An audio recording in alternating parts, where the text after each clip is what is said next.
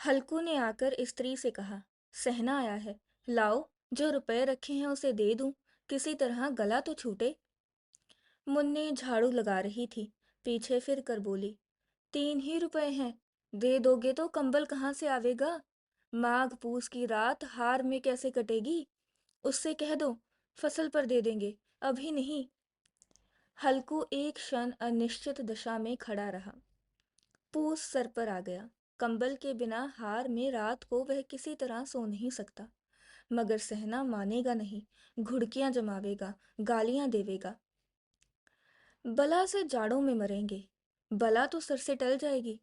ये सोचता हुआ वो अपना भारी भरकम डील लिए हुए, जो उसके नाम को झूठ सिद्ध करता था, स्त्री के समीप आ गया और खुशामद करके बोला, दे दे, गला तो छूटे, कंबल के लिए कोई दूसरा उपाय सोचूंगा।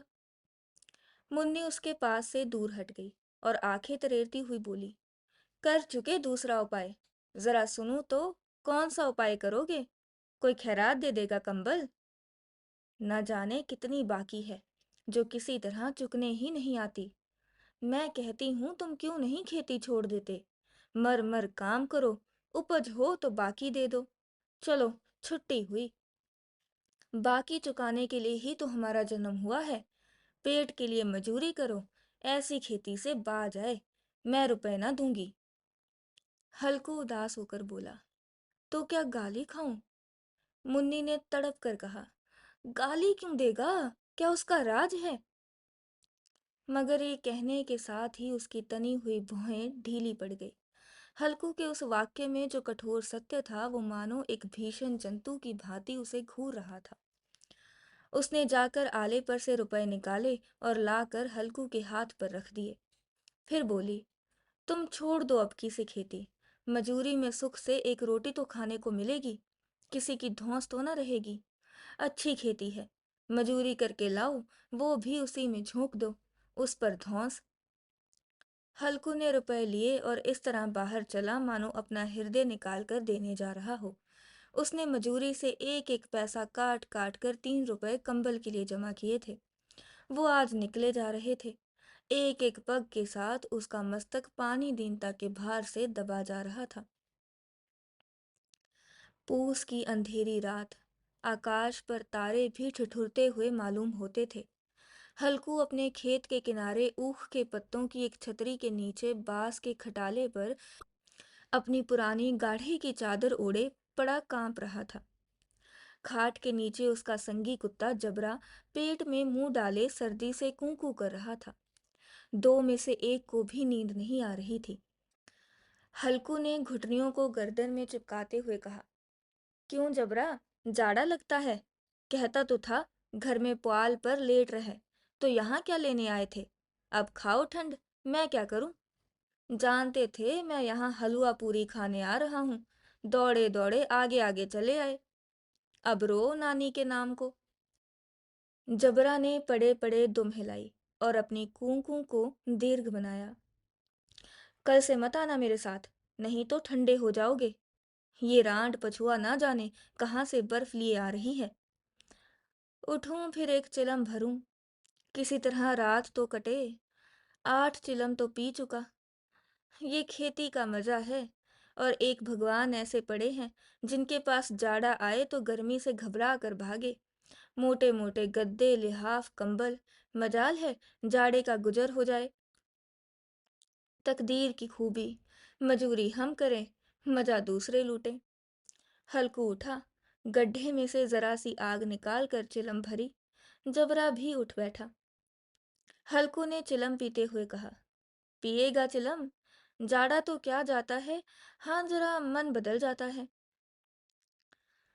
जबरा ने उनके मुंह की ओर प्रेम से छलकती हुई आंखों से देखा।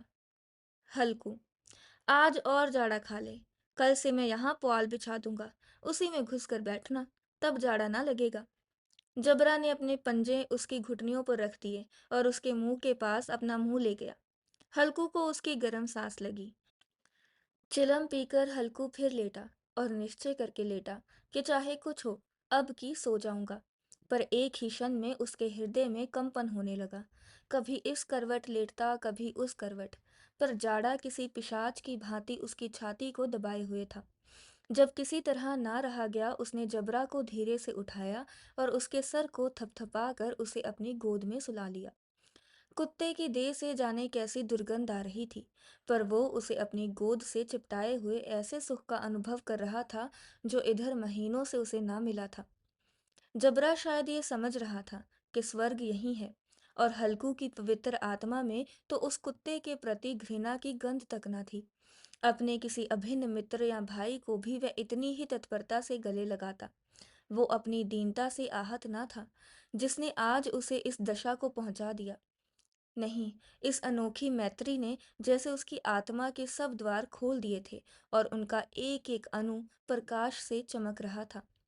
सहसा जबरा ने किसी जानवर की आहट पाई। इस विशेष आत्मीयता ने उसमें एक नई सुफिरती पैदा कर दी थी, जो हवा के ठंडे झोंकों को तुच्छ समझती थी। वो झपट कर उठा और छपरी से बाहर आकर भौंकने लगा। हल्कू ने उसे कई बार चुमकार कर बुलाया, पर वो उसके पास न आया। हार में चारों तरफ दौड़ दौड़ कर भौंकता रहा। एक क्षण के लिए भी आ जाता तो तुरंत ही फिर दौड़ता। कर्तव्य उसके हृदय में अरमान की भांति ही उछल रहा था। 1 घंटा और गुजर गया। रात ने शीत को हवा से धतकाना शुरू किया। हल्कू उठ बैठा और दोनों घुटनों को छाती से मिलाकर सर को उसमें छुपा लिया। फिर भी ठंड कम ना हुई। ऐसा जान पड़ता था सारा रक्त जम गया है, धमनियों में रक्त की जगह हिम बह रही है। उसने झुककर आकाश की ओर देखा। अभी कितनी रात बाकी है। सप्तऋषि अभी आकाश में आधे भी नहीं चढ़े। ऊपर आ जाएंगे तब कहीं सवेरा होगा। अभी पहर से ऊपर रात है। हल्कू के खेत से कोई एक गोली के टप्पे पर आमों का एक बाग था। पतझड़ शुरू हो गई थी। बाग में पत्तियों का ढेर लगा हुआ था। हल्कू ने सोचा, चलकर पत्तियां बटेरूं और उन्हें जलाकर खूब तापूं। रात को कोई मुझे पत्तियां बटेरता देखेगा तो समझेगा कोई भूत है। कौन जाने कोई जानवर ही छिपा बैठा हो। मगर अब तो बैठे नहीं रह जाता। उसने पास के अरहर के खेत में जाकर कई पौधे उखाड़ लिए और उनका एक झाड़ू बनाकर हाथ में सुलगता हुआ उपला लिए बगीचे की तरफ चला। जबरा ने उसे आते देखा, पास आया और दुम हिलाने लगा। हल्कू ने कहा, अब तो नहीं रहा जाता जबरू। चलो बगीचे में पत्तियां बटोर कर तापे। टौटे हो जाएंगे तो फिर आकर सोएंगे। अभी तो बहुत रात है। जबरा ने कूं कूं करके सहमति प्रकट की और आगे बगीचे की ओर चला। बगीचे में खूब अंधेरा छाया हुआ था और अंधकार में निर्दय पवन पत्तियों को कुचलता हुआ चला जाता था। वृक्षों से ओस की बूंदें टप टप नीचे टपक रही थी। एकाएक एक झोंका मेहंदी के फूलों की खुशबू लिए हुए आया। हल्कू ने कहा, कैसी अच्छी महक आई जबरू। तुम्हारी नाक में भी तो सुगंध आ रही है। जबरा को कहीं जमीन पर एक हड्डी पड़ी मिल गई थी। उसे चिंचोड़ रहा था। हल्कू ने आग जमीन पर रख दी और पत्तियां बिठारने लगा। जरा देर में पत्तियों का ढेर लग गया। हाथ ठिठुरे जाते थे, नंगे पांव गले जाते थे, और वह पत्तियों का पहाड़ खड़ा कर रहा था। इसी अलाव में वह ठंड को जलाकर भस्म कर देगा। थोड़ी देर में अलावा जल उठा। उसकी लौ ऊपर वाले वृक्ष की पत्तियों को छू छू कर भागने लगी। उस अस्थिर प्रकाश में बगीचे के विशाल वृक्ष ऐसे मालूम होते थे मानो उस अथाह अंधकार को अपने सिरों पर संभाले हुए हों। अंधकार के उस अनंत सागर में ये प्रकाश एक नौका के समान हिलता मचलता हुआ जान पड़ता था। हल्कू अलाव के सामने बैठा आग ताप रहा था। एक क्षण में उसने दोहर उतार कर बगल में दबा ली। दोनों पांव फैला दिए, मानो ठंड को ललकार रहा हो। तेरे जी में आए सो कर। ठंड की असीम शक्ति पर विजय पाकर वो विजय गर्व को हृदय में छिपा ना सकता था। उसने जबरा से कहा, क्यों जब्बर, अब ठंड नहीं लग रही है? जब्बर ने कूं कूं करके मानो कहा, अब क्या ठंड लगती ही रहेगी। पहले से ये उपाय ना सूझा? नहीं, इतनी ठंड क्यों खाते? जब्बर ने पूंछ हिलाई। अच्छा आओ, इस अलाव को कूद कर पार करें। देखो कौन निकल जाता है। अगर जल गए बच्चा तो मैं दवा ना करूंगा।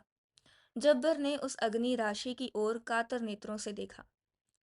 मुन्नी से कल ना कह देना, नहीं लड़ाई करेगी। ये कहता हुआ वो उछला और उस अलाव के ऊपर से साफ निकल गया। पैरों में जरा लपट लगी, पर वो कोई बात न थी। जबरा आग के गिर्द घूमकर उसके पास आ खड़ा हुआ। हल्कू ने कहा, चलो चलो, इसकी सही नहीं, ऊपर से कूद कर आओ। वो फिर कूदा और अलाव के इस पार आ गया। पत्तियां जल चुकी थी। बगीचे में फिर अंधेरा छा गया था। राख के नीचे कुछ कुछ आग बाकी थी, जो हवा का झोंका आ जाने पर जरा जाग उठती थी, पर एक क्षण में फिर आंखें बंद कर लेती थी। हल्कू ने फिर चादर ओढ़ ली और गरम राख के पास बैठा हुआ एक गीत गुनगुनाने लगा। उसके बदन में गर्मी आ गई थी, पर ज्यों-ज्यों शीत बढ़ती जाती थी, उसे आलस्य दबाए लेता था। जबरा जोर से भौंक कर खेत की ओर भागा। हल्कू को ऐसा मालूम हुआ कि जानवरों का एक झुंड खेत में आया है। शायद नील गांव का झुंड है। उनके कूदने दौड़ने की आवाजें साफ कान में आ रही थी। फिर ऐसा मालूम हुआ कि खेत में चर रही हैं। उनके चबाने की आवाज चर चर सुनाई देने लगी। उसने दिल में कहा, नहीं, जबरा के होते कोई जानवर खेत में नहीं आ सकता। नोच ही डाले। मुझे भ्रम हो रहा है। कहाँ, अब तो कुछ नहीं सुनाई देता। मुझे भी कैसा धोखा हुआ। उसने जोर से आवाज लगाई, जबरा, जबरा। जबरा भौंकता रहा, उसके पास ना आया। फिर खेत के चरे जाने की आहट मिली। अब वह अपने को धोखा ना दे सका। उसे अपनी जगह से हिलना जहर लग रहा था। कैसा दंदाया हुआ बैठा था। इस जाड़े पाले में खेत में जाना, जानवरों के पीछे दौड़ना असह्य जान पड़ा। वह अपनी जगह से ना हिला। उसने जोर से आवाज लगाई, हिलो, हिलो। जबरा फिर भौंक उठा। जानवर खेत चर रहे थे। फसल तैयार है। कैसी अच्छी खेती थी, पर ये दुष्ट जानवर उसका सर्वनाश किए डालते हैं। हल्कू पक्का इरादा करके उठा और 2-3 कदम चला, पर एकाएक हवा कस ऐसा ठंडा, चुभने वाला, बिच्छू के डंक का सा झोंका लगा कि वह फिर बुझते हुए अलाव के पास आ बैठा और राख को कुरेद कर अपनी ठंडी देह को गरमाने लगा। जबरा अपना गला फाड़ डालता था। नील गाय खेत का सफाया किए डालती थी और हल्कू गरम राख के पास शांत बैठा हुआ था। अकर्मण्यता ने रस्सियों की भांति उसे चारों तरफ से जकड़ रखा था। उसी राख के पास गरम जमीन पर वही चद्दर ओढ़ कर सो गया। सवेरे जब उसकी नींद खुली, तब चारों तरफ धूप फैली हुई थी और मुन्नी कह रही थी, क्या आज सोते ही रहोगे? तुम यहाँ आकर रम गए और उधर सारा खेत चौपट हो गया। हल्कू ने उठकर कहा, क्या तू खेत से होकर आ रही है? मुन्नी बोली, हाँ, सारे खेत का सत्यानाश हो गया। भला ऐसा भी कोई सोता है? तुम्हारे यहाँ मंडिया डालने से क्या हुआ? हल्कू ने बहाना किया, मैं मरते मरते बचा। तुझे अपनी खेत की पड़ी है। पेट में ऐसा दर्द हुआ कि मैं नहीं जानता हूँ। दोनों फिर खेत के डांड पर आए। देखा, सारा खेत रौंदा पड़ा हुआ है और जबरा मंडेया के नीचे चित लेटा है, मानो प्राण ही न हो। दोनों खेत की दशा देख रहे थे। मुन्नी के मुख पर उदासी छाई थी, पर हल्कू प्रसन्न था। मुन्नी ने चिंतित होकर कहा, अब मजूरी करके मालगुजारी भरनी पड़ेगी।